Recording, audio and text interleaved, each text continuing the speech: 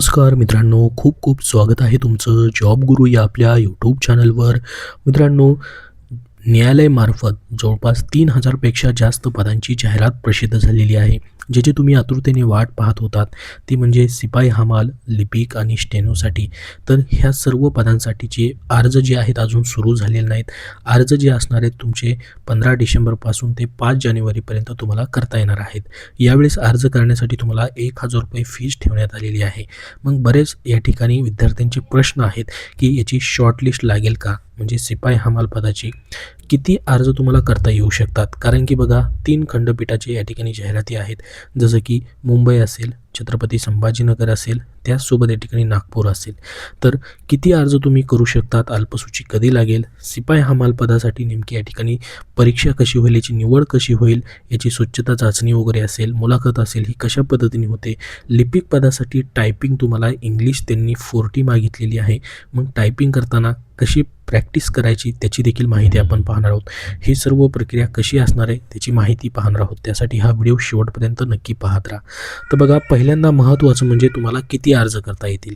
तर बघा, शिपाई हमाल पदाची जी जाहिरात आहे त्यामध्ये 7 नंबरचा पॉईंट आहे. याच्यामध्ये त्यांनी म्हटलं की ऑनलाईन अर्ज करताना उमेदवारांनी फक्त एकाच आस्थापनेची निवड करावी. उदाहरणार्थ मुख्यालय मुंबई किंवा नागपूर खंडपीठ किंवा छत्रपती संभाजीनगर खंडपीठ किंवा औरंगाबाद खंडपीठ. एकदा आस्थापनेची निवड करून अर्ज सादर केल्यानंतर आस्थापनेत बदल करण्याची विनंती कोणत्याही परिस्थितीत स्वीकारली जाणार नाही. म्हणून उमेदवारांनी आस्थापनाची निवड करताना योग्य काळजी घ्यावी. म्हणजेच बघा, तुम्हाला या ठिकाणी 3 खंडपीठाच्या जाहिराती आहेत. तर तुम्ही शिपाई हमाल पदासाठी अर्ज करताय तर तुम्हाला एकच कुठली तरी आस्थापना निवडावी लागेल. म्हणजे एकच तुम्हाला या ठिकाणी अर्ज भरताना एकाच आस्थापनेची निवड करता येणार आहे एका अर्जामध्ये. तर शिपाई हमाल पदासाठी झालं.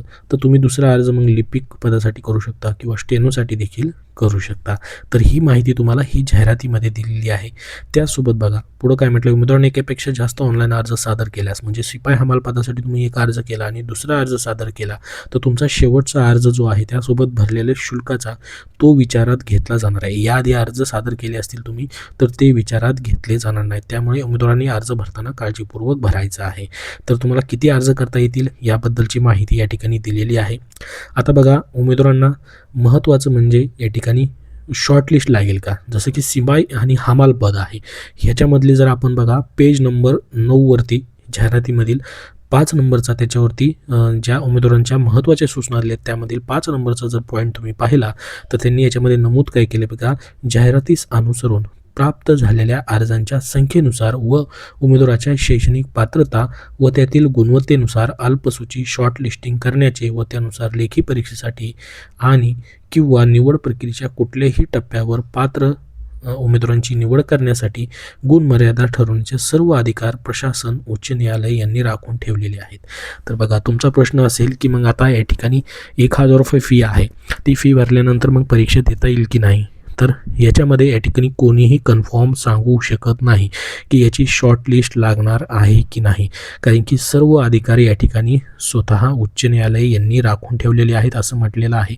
बघा, शॉर्टलिस्टबद्दल जर काही अपडेट आलं पुढं चालून, त्याच्याबद्दलची काही नोटीस वगैरे आली तर तुमच्यापर्यंत नक्की माहिती दिली जाईल. कन्फर्म या ठिकाणी कोणीच सांगू शकत नाही की या ठिकाणी शॉर्टलिस्ट लागणार आहे किंवा नाही.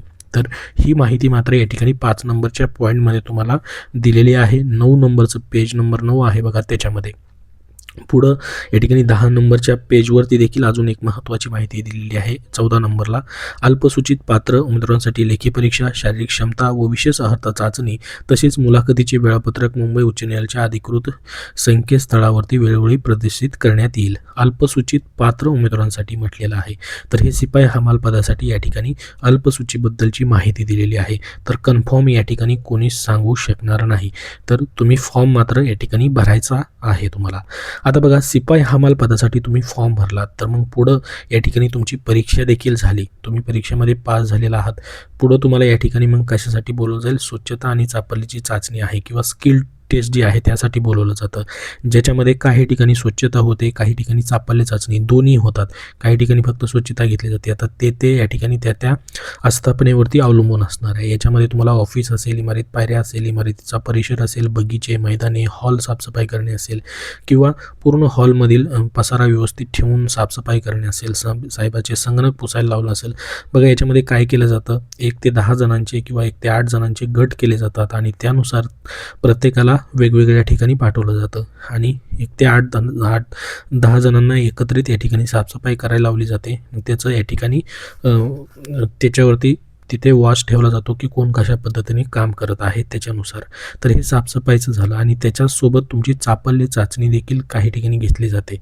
बघा चापल्य चाचणी आणि साफसफाई चाचणी ही वेगळी आहे. चापल्य चाचणी म्हणजे तुमची चपळता पाहिली जाते.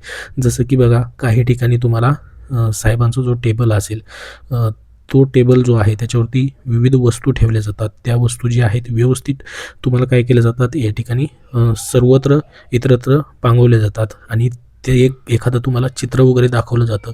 त्या चित्रानुसार या ठिकाणी तुम्हाला वस्तू जी आहेत जशाच तशा मग लावायच्या असतात. कुठली वस्तू कुठं आहे ते चित्रात पाहून तुम्ही कशा चपळतीने आणि किती वेळात तुम्हाला एक वेळ दिला जातो त्या वस्तू लावण्यासाठी. टेबल जसा ऑफिसमध्ये असतो त्या पद्धतीने किती चपळतेने तुम्ही ते सर्व व्यवस्थित लावता ते पाहिलं जातं. इतरत्र वस्तू ज्या वेगवेगळ्या टेबलावरती ठेवल्या जातात, तुम्ही चित्र पाहून या ठिकाणी तुमच्या लक्षात ठेवायचं आहे की कशा पद्धतीने त्या चित्रामध्ये वस्तू होत्या आणि तशाच पद्धतीने मग ते टेबलावरती लावायचे. म्हणजे एक तुमची चपळता या ठिकाणी पाहिली जाते. हे एक उदाहरण सांगितलं तुम्हाला टेबलाचं, किंवा इतरही चपळतेचे अजून या ठिकाणी नवीन तुम्हाला कामं सांगितले जाऊ शकतात. त्यासोबत या ठिकाणी आवाज देण्यासाठी सांगितलं जाऊ शकतो. शिपाई हमाल पदासाठी वेगवेगळी कामं जी आहेत चपळतेची आणि स्वच्छतेची त्या ठिकाणी तुम्हाला लावले जातात. त्याचे तुम्हाला मार्क्स जे आहेत ते मग दिले जातात आणि त्याच्यानंतर मग तुमची या ठिकाणी मुलाखत घेतली जाते. आता बघा लिपिक पदासाठी टायपिंगसाठी तुम्हाला सध्या फॉर्म भरला तुम्ही, तर टायपिंगची प्रॅक्टिस तुम्हाला करावी लागणार आहे, ज्याच्यामध्ये तुम्हाला 10 मिनिट वेळ असतो. 400 शब्दांचा पॅसेज टाईप करायला 20 गुण तुम्हाला त्याचे असणार आहेत. याच्यामध्ये बॅक पेजची सवय तुम्हाला ठेवायची नाही. काही परीक्षेमध्ये बॅक पेज जो आहे तो बंद ठेवलेला असतो. पॅसेज तुम्हाला या ठिकाणी लिगल येण्याची शक्यता असते, परंतु सर्वच पॅसेजचा सराव तुम्ही ठेवायचा आहे. जर शॉर्टकी या ठिकाणी बंद असेल तर त्यावेळी काही शब्द या ठिकाणी पाय मोडून तुम्हाला करायचे. हे मराठीसाठी झालं. तसंच इंग्लिशसाठी देखील तुम्हाला प्रॅक्टिस चालू ठेवायची आहे. बघा मराठी सध्या नाही, तुम्हाला इंग्लिश 40 या ठिकाणी फक्त मागितलेला आहे. तर प्रॅक्टिस करताना टायपिंगचा बटनाचा ऑडिओचा आवाज देखील तुम्ही चालू ठेवू शकता, जेणेकरून तुम्हाला त्या हॉलमध्ये टायपिंगचा जी आवाज आहे त्याच्यानुसार तुम्हाला सवय लागेल. कीबोर्ड कुठल्याही कंपनीचा तुम्हाला येऊ शकतो, म्हणजे सर्वच कीबोर्डवरती तुमची प्रॅक्टिस चालू राहू द्यायची आहे. हार्ड की, सॉफ्ट की सर्वच याच्यावरती. त्यासोबत बघा एक चूक झाल्यास त्याचे 0.20 मार्क कमी होतात. काही वेळेस त्याचा क्रायटेरिया ठरवलेला नाही, परंतु ही साधारणतः या ठिकाणी माहिती आहे. टायपिंग करताना पूर्ण लक्ष तुमच्या पॅसेजवरती ठेवायचं आहे. अधूनमधून तुम्ही स्क्रीनवरती पाहू शकता, मात्र पूर्ण लक्ष पॅसेजवरती ठेवायचं आहे, जेणेकरून तुमच्या चुका कमी होतील. तर बघा आता महत्त्वाचं आहे ते म्हणजे या ठिकाणी जी तुमची शिपाई हमाल पदाची या ठिकाणी परीक्षा होईल, 878 पदं जी असणार आहेत तुमची निवडीसाठी असणार आहेत आणि काही पदं जी आहेत तुमची वेटिंगमध्ये देखील ठेवली जाणार आहेत. तर याच्यामध्ये लेखी परीक्षा तुमची 30 गुणाची असणार आहे. लेखी परीक्षेसाठी तुम्हाला विविध प्रश्न असतील, तुमचे सामान्य ज्ञानचे देखील प्रश्न असतील, त्याचबरोबर जनरल नॉलेजचे देखील तुम्हाला प्रश्न त्या ठिकाणी विचारले जाऊ शकतात आणि ज्या जिल्ह्यासाठी तुम्ही फॉर्म भरताय त्या ठिकाणची माहिती देखील तुम्हाला त्याच्यामध्ये विचारली जाऊ शकते. मल्टिपल चॉईस क्वेश्चन्स तुम्हाला असणार आहेत. इथं निगेटिव्ह मार्किंग तुम्हाला राहणार नाही. त्यासोबत तुम्हाला शारीरिक क्षमता चाचणी आणि विशेषार्हता म्हणजेच तुमची स्किल टेस्ट जी आहे 10 गुणाची वरती तुम्हाला सांगितलेलं आहे की कशा पद्धतीने होईल आणि मुलाखत 10 गुणाची, अशी मिळून 50 गुणांची तुमची निवड प्रक्रिया ही शिपाई हमाल पदासाठी या ठिकाणी असणार आहे. त्यासोबत बघा आता ऑनलाईन अर्ज मी सांगितल्या पद्धतीने तुमचे अजून चालू झालेले नाहीत.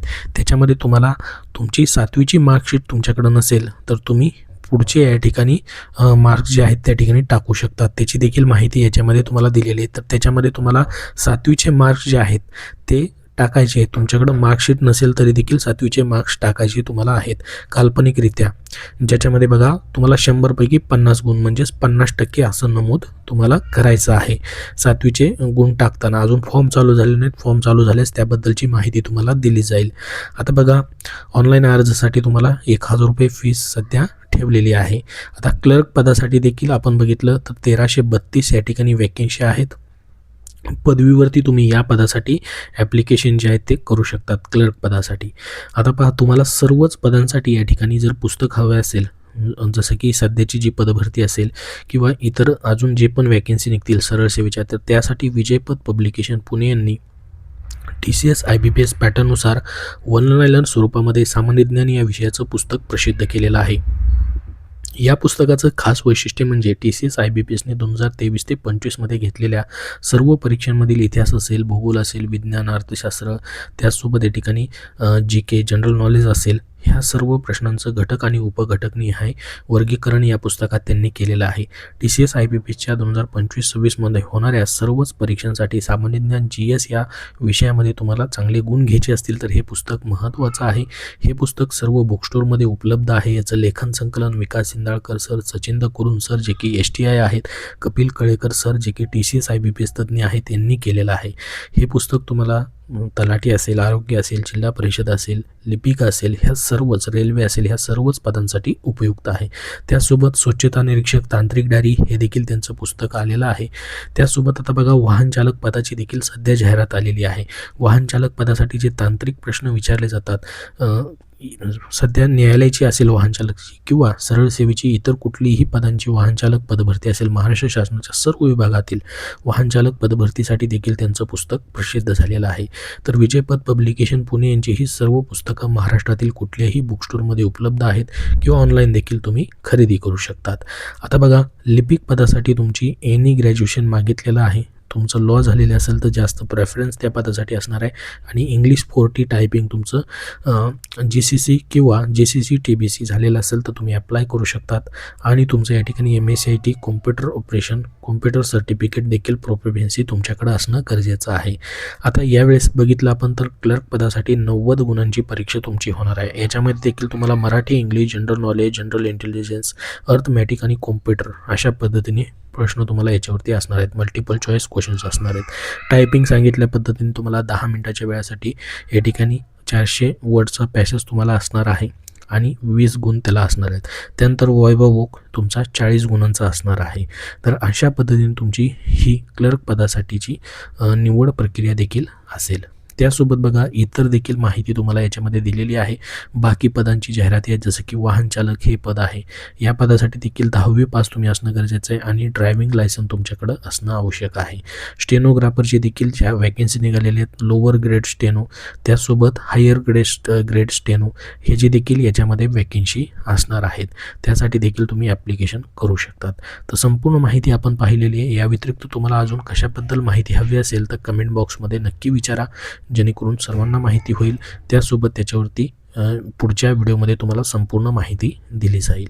तर या व्हिडिओमध्ये एवढीच महत्त्वाची माहिती. अजून काही प्रश्न असतील तर नक्की विचारा. हा व्हिडिओ नक्की लाईक करा आणि पुढील सर्व अपडेटसाठी आपला चॅनल सबस्क्राईब करून नक्की ठेवा.